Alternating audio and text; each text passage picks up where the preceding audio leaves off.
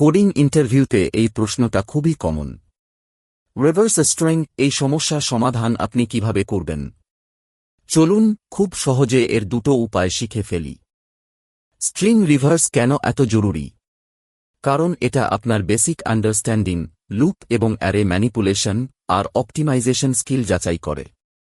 প্রথমেই দেখি brute force সমাধান। এখানে আমরা একটি নতুন খালি স্ট্রিং তৈরি করে মূল স্ট্রিংয়ের শেষ থেকে একটি একটি করে ক্যারেক্টার যোগ করব। এটা সহজ হলেও একটু ধীর হতে পারে। পয়েন্টের টেকনিক। এখানে আমরা স্ট্রিংকে অ্যারেতে রূপান্তর করে বাম এবং ডান প্রান্ত থেকে দুটি পয়েন্টার ব্যবহার করি। তারপর ক্যারেক্টার অদলবদল করি। এটি ইন প্লেস এবং অনেক বেশি অপটিমাইজড। গুরুত্বপূর্ণ শিক্ষা হল, স্ট্রিং অপরিবর্তনীয় হলে নতুন স্ট্রিং তৈরি করবেন, আর ইন প্লেস পরিবর্তনের জন্য পয়েন্টার ব্যবহার করবেন। অপটিমাইজেশন সবসময় মাথায় রাখুন। নিয়মিত অনুশীলনই সাফল্যের চাবিকাঠি।